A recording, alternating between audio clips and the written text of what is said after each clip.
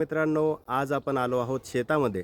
आज मी तुम्हाला सांगणार आहे की मक्का पिकामध्ये एक वैशिष्ट्यपूर्ण असा त्याचा जो गुण आहे तो म्हणजे याच्यामध्ये येणारी जी फ्लावरिंगची स्टेज तुम्ही बघू शकता। तर ते याच्यामध्ये एक विशेष गुण आहे जो काही फुलोरा त्या ठिकाणी येत असतो। हा साधारणपणे 60 दिवसाच्या आसपास 50 ते 60 दिवसाने मक्का पिकामध्ये म्हणजेच मेज क्रॉपमध्ये येत असतो। तर बऱ्याचदा परीक्षांमध्ये हा एक प्रश्न विचारला जातो, मग तो MPSC असो, ॲग्री MPSC असेल किंवा इतर CET एक्झाम्स असतात। तर विविध एक्झाम्समध्ये असा क्वेश्चन वेळोवेळी विचारला गेला आहे की मक्यामध्ये कुठल्या प्रकारचं त्या ठिकाणी फ्लावरिंग दिसून येतं। तर मित्रांनो, मी तुम्हाला सांगू इच्छितो याच्यामध्ये मोनोइशियस कंडिशनमध्ये तुम्हाला फ्लावरिंग दिसतं। मोनोइशियस म्हणजे एकाच झाडावरती मेल आणि फिमेल फ्लावर्स दोन्ही येतात, ठीक आहे। पण मोनोइशियस जरी असलं तरीसुद्धा याच्यामध्ये डायकोगॅमी ही पद्धत आपल्याला दिसते। डायकोगॅमी म्हणजे काय? डायको मीन्स दोन आणि गॅमी मीन्स गॅमेट्स, ओके।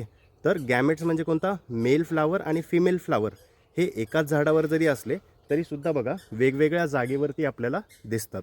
तर ते कसं आहे, तर जे काही मेल फ्लावर आहे त्याला आपण टॅसल म्हणतो, ओके। तर तो टॅसल सर्वात प्रथम त्या ठिकाणी आपल्याला मक्याच्या वरच्या भागामध्ये जो दिसतो तो आहे टॅसल आणि तो आहे मेल फ्लावर।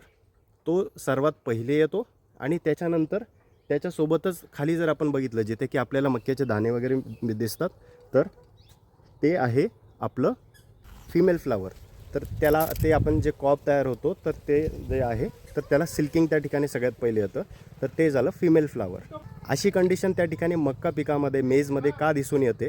कारण की याच्यामध्ये क्रॉस पॉलिनेशन त्या ठिकाणी झालं पाहिजे। एकाच मक्याच्या प्लांटमध्ये जे असेल, एकाच प्लांटचं त्या ठिकाणी सेल्फ फर्टिलायझेशन नको व्हायला, ही याच्या मागची प्रमुख भूमिका आहे या प्लांटची। कारण की क्रॉस फर्टिलायझेशन जेव्हा कधी होईल त्यावेळेस त्याच्यामधनं जे की पुढचे जे की दाणे निर्माण होतील, ऑफस्प्रिंग्स पुढचे निर्माण होतील, तर ते जास्त ॲग्रेसिव्ह असतील, जास्त ॲडॅप्टेबल असतील फ्युचर कंडिशनसाठी।